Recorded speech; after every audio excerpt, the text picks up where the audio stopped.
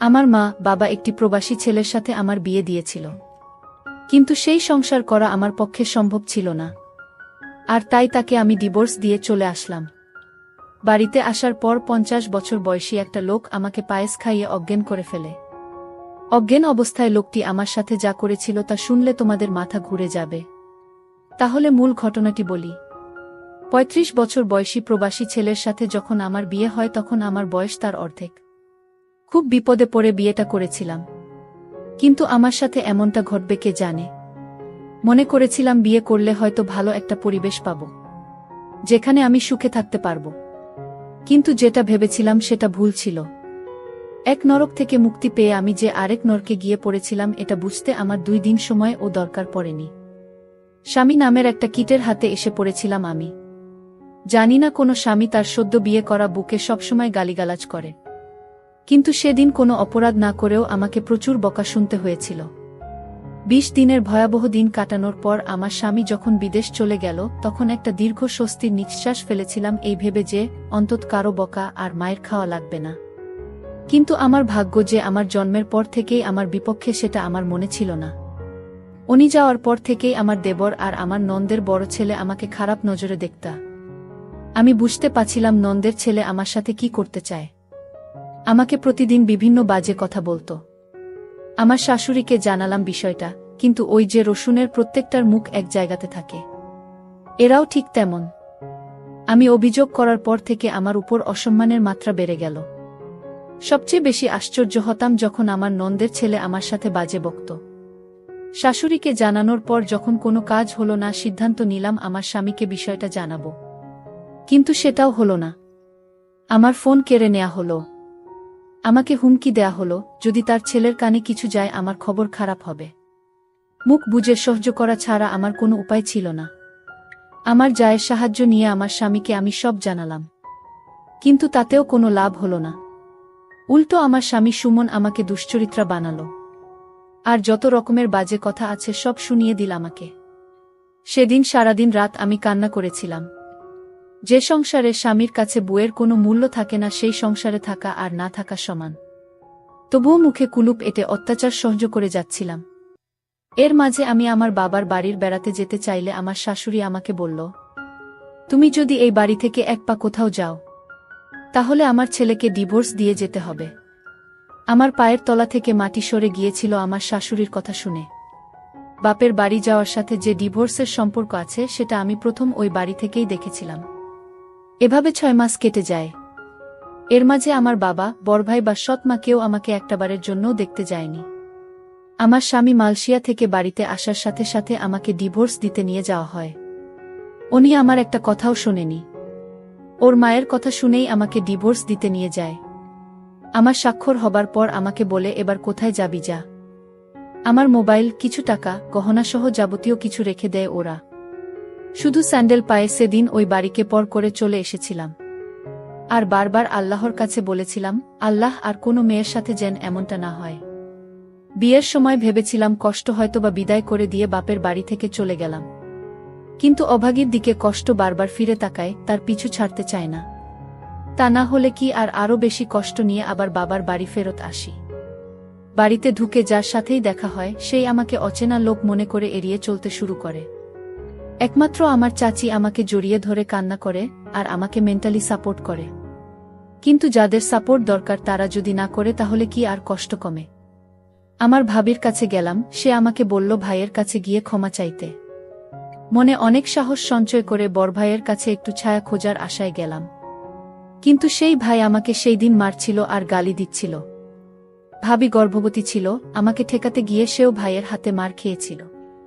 ভাই শুধু বলতেছিল সব দোষ নাকি আমার, কিন্তু কেউ একটাবার বুঝতে চায় নাই যে আমার সংসার ভাঙাতে আমার কোনো দোষ নাই। আবার সেই উঠতে বসতে সৎ মায়ের খোঁচা, ভাইয়ের দুর্ব্যবহার, আব্বার মুখ গোমরা করে থাকা, মোটের উপর সবকিছুকে জাহান্নামের আগুনের মতো মনে হচ্ছিল। আমি যদি 2 দিন না খেয়েও থাকতাম কেউ এসে খাইয়ে দিয়ে যাওয়া তো দূরের কথা, এসে জিজ্ঞাসাও করত না আমি খেয়েছি কিনা। শুধু আমার ছোট চাচি এসে আমাকে খাইয়ে দিয়ে যেত। তবুও সবসময় আসতে পারত না, আর ভাবি ভাইয়ের কথার বাইরে আসতে পারত না।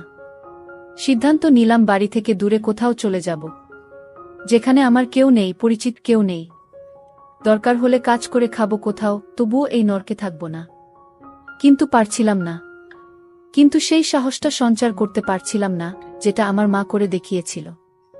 যেই সাহসের কারণে আমাকে হতে হয়েছে একটা পুরো পরিবারের কাছে কুকুরের মতো। যেই সাহসের কারণে আমাকে দেখলে অন্য সবাই নাক সিটকাত। সেই সাহসটা আমি দেখাতে না পেরে ওই বাড়িতেই থেকে গেলাম। বেশ অবস্থাসম্পন্ন একটা পরিবারে আমার জন্ম হয়েছিল। শুনেছিলাম একটা মেয়ের আশায় যখন সবাই ছিল তখনই আমার জন্ম। কিন্তু কে জানত সোনার চামচ মুখে নিয়ে জন্ম নেয়া শিশুটির জন্য ভয়াবহ সুখ অপেক্ষা করছে। আমার জন্মের পরে আমার মা আমার বাবাকে বিদেশ পাঠিয়ে দেয়, যাতে আমার ভবিষ্যতের জন্য কোনো চিন্তা করা না লাগে। বাবা মায়ের কথা মতো বিদেশে চলেও যায়। আর মা এদিকে বাবার অগোচরে একটা ব্যাংকে চাকরি নেয়। কিন্তু এটা আমার বাড়ির আশেপাশের কারো চোখে সহ্য হয়নি, এমনকি আমার মেজ কাকুরও না। আমার বাবাকে মায়ের চাকুরির ব্যাপারে সবকিছু বলে দেয়। আর সেই দিনই ফোন দিয়ে বাবা মায়ের সাথে প্রচুর ঝগড়া করে এবং মাকে চাকুরি ছাড়তে এক প্রকার বাধ্য করে। মা চাকরি ছেড়ে দিয়ে বাড়িতেই সময় কাটাতে লাগল। এর মধ্যে বাড়ির পাশের একটা লোকের নজর পড়ে আমার মায়ের উপর। আমার বয়স তখন 8 বছর। সবসময় লোকটা মায়ের পিছু পিছু ঘুরঘুর করত। কি উদ্দেশ্য নিয়ে ঘুরত তা আমি বুঝতাম না। আমি শুধু মায়ের নির্বে কান্না করা দেখতাম। কাউকে ভয়ে কিছু বলতো না, এটা ভেবে যে অপবাদ বের হয়ে যাবে। বলে রাখা ভালো, এটা আমার সৎ মা ছিল। একদিকে বড় ভাইয়ের উচ্ছৃঙ্খল জীবনযাপন, অন্যদিকে ওই লোকটার জ্বালাতন মাকে দুর্বিষহ করে তুলেছিল। এর মাঝে কাটার উপর বিস্ফোরা হয়ে আসে আমার দূরসম্পর্কের খালা। সে এসে মাকে বলে যে খালু বিদেশ যাবে, কিছু টাকা লাগবে, টাকার পরিমাণ 4 লাখের মতো। মা তার বোনের মুখের দিকে তাকিয়ে টাকা দেওয়ার কথা বলে, কিন্তু সেটা আমাদের গ্রাম থেকে উচ্চ সুদে নিয়ে। আর সেই সুযোগটাকেই কাজে লাগায় ওই বদলোকটা। আমার মাকে 2 লাখ টাকা ধার দেয়। হয়তোবা ভাগ্যে এমন ছিল, দুর্ভাগ্যবশত খালু টাকা ধরা খায়। সেটাই হয়ে যায় আমার মায়ের জীবনের জন্য সবচেয়ে বড় ভুল। সুদের পরিমাণ যখন বাড়তে থাকে তখন লোকটা সারাক্ষণ মাকে বলতো টাকা না দিতে পারলে আপনার মেয়েকে আমার সাথে বিয়ে দেন। লোকটার বয়স প্রায় 50 হবে। আর সেই লোক কিনা আমাকে বিয়ে করতে চায়। এক কথায় পরিস্থিতির ফায়দা লুটতে থাকল। হঠাৎ করে মা চেঞ্জ হতে থাকল। যেই মা আমাকে কোনোদিন বকা দিত না, সেই মা আমার গায়ে হাত তুলত যখন তখন। দিন দিন আমার মা এই লোকটার সাথে বিয়ে দিতে চাইত। তখন তো বুঝতাম না কাহিনী কি, যেটার বাঁধন থেকে মা বেরিয়ে আসতে পারে নাই। লোকটা দেখতে খুব বাজে ছিল, আর সেই লোকের সাথে আমার বিয়ে দিতে চায়। একদিন 50 বছরের লোকটি আমাদের বাড়িতে এসে আমার মাকে বলল, এই শোন, যদি 15 দিনের মধ্যে টাকা না দিতে পারো তাহলে আপনার মেয়েকে আমার সাথে বিয়ে দিয়ে দেন। আমার মা আমাকে বুঝিয়ে বলল, আমি এত টাকা কোথায় থেকে দিব? তুই বরং লোকটাকে বিয়ে করে ফেল, ওর অনেক টাকা পয়সা আছে, তুই সুখে থাকবি। তুই আর না করিস না মা। লোকটার বয়স হয়তো একটু বেশি। আমি মাকে বললাম, মা, আমি দরকার হয় মরে যাব, তাও ওই বুইড়া লোকটাকে বিয়ে করতে পারবো না। আমি মনে মনে সিদ্ধান্ত নিলাম আমি এই বাড়ি থেকে পালিয়ে যাব। কিন্তু পালিয়ে কোথায় গিয়ে থাকবো, কার কাছে যাব? কিন্তু আমি পালিয়েও যেতে পারলাম না। যেদিন ঘর থেকে পালাবার চেষ্টা করছিলাম, সেই দিন ঘর থেকে বাহির হওয়ার সময় মা দেখে ফেলে। তারপর আমার পিছু নেয়। আমি যখন একটা সিএনজিতে উঠলাম, আর সেই সিএনজিতে বসা ছিল সেই লোকটা যার সাথে আমার বিয়ে হবার কথা। লোকটার নাম শুনেছিলাম আকবর আলী। সেই আকবর আলী আমাকে দেখে ধরে ফেলে এবং বাসায় নিয়ে যায়। বলে রাখা ভালো যে মা এই 50 বছর বয়সী আকবর আলীর সাথে বিয়ে দিতে চাইছে। সে আসলে আমার আপন মা না, সে আমার সৎমা। আর সৎমা বলেই এরকম একটা 50 বছর বয়সী লোকের সাথে আমার বিয়ে দিতে চাইছে। তাছাড়া ঋণ পরিশোধ করতে আমাকে তার সাথে বিয়ে দেওয়া হচ্ছে। যাই হোক, আমাকে সিএনজি থেকে লোকটা ধরে বাড়িতে নিয়ে আসলো আর বলল, শোন, আমার কিসের অভাব? আমার সাথে বিয়ে হলে তোর সমস্যা কি? আমি লোকটিকে বললাম, দেখুন, আপনি আমার বাবার বয়সী, আপনি আমাকে এখান থেকে চলে যেতে দিন। আমি এখানে থাকব না আর আপনাকে বিয়ে করতে পারবো না। দরকার হয় মরে যাবা, তাও আপনার সাথে আমার বিয়ে হবে না। লোকটি আমার কথা শুনে আমাকে জোরে একটা তাপ্পড় মেরে বলল, এই মেয়ে, কি ভাবছিস তুই? আমার টাকার কি সুতা নাই? তোর মা যদি 1 সপ্তাহের ভিতরে টাকা ফেরত না দেয় তাহলে তোর অবস্থা খুব খারাপ হয়ে যাবে। হঠাৎ লোকটির ব্যবহার পরিবর্তন হতে শুরু করল। লোকটি বলল, শোন মা, আসলে আমি ভুল করেছি। তুই আমার মেয়ের মতো, আজ যদি আমার একটা মেয়ে থাকতো তাহলে আমি কি এরকম একটি লোকের হাতে তুলে দিতে পারতাম? লোকটির পরিবর্তন দেখে আমার মনের ভিতর সন্দেহর সৃষ্টি হল। লোকটি হঠাৎ এরকম পরিবর্তন হলো কেন? এই বিষয়টা নিয়ে আমি অনেক চিন্তিত হলাম। লোকটি আমার জন্য নিজ হাতে রান্না করে আমার জন্য খাবার নিয়ে এলো। আমি বললাম, আমি খাবো না, আমাকে এখান থেকে যেতে দিন, আমি এখানে থাকতে চাই না, এখানে আমার দম বন্ধ হয়ে আসছে। আকবর আলী তখন আমায় বলল, ঠিক আছে, তুই যেখানে যেতে চাস সেইখানেই তোকে যেতে দিব, কিন্তু আজ রাতটা আমার বাসায় থেকে যা। আমি কথা দিচ্ছি কাল সকালে আমি তোকে আর আটকাবো না, আমি তোকে বিদায় দিয়ে দিব। তুই যেখানে যেতে চাস সেইখানেই যাবি। আমার মনের ভিতর আরো সন্দেহর সৃষ্টি হলো, আজ রাত থাকার কথা বলছে কেন? কি হয় জানি না। আকবর আলীর বাড়িতে কেউ নাই। আকবর আলীর বউ মারা গেছে। তার একটা ছেলের সন্তান আছে, সে বিদেশে থাকে। আকবর আলী নিজে রান্না করে, মাঝে মাঝে বোয়া এসে রান্না করে দিয়ে যায়। আকবর আলী আমাকে বলল, মা, আজ আমি তোর জন্য নিজের হাতে পায়েস রান্না করেছি, একবার খাইলে বারবার খাইতে মন চাইবে।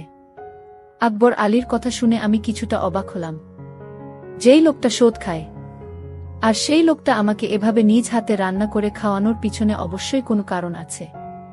আকবর আলী আমার জন্য পায়েস নিয়ে এসেছে আর বলছে, নে মা, খেয়ে চুপচাপ ঘুমিয়ে পড়। আর যদি তুই পায়েসটা না খাস তাহলে আমার ভীষণ কষ্ট হবে। খেয়ে নে মা, আমি কথা দিলাম কাল তুই যেখানে যেতে চাইবি ঠিক সেইখানে আমি তোকে দিয়ে আসব। তাও তুই খেয়ে নে।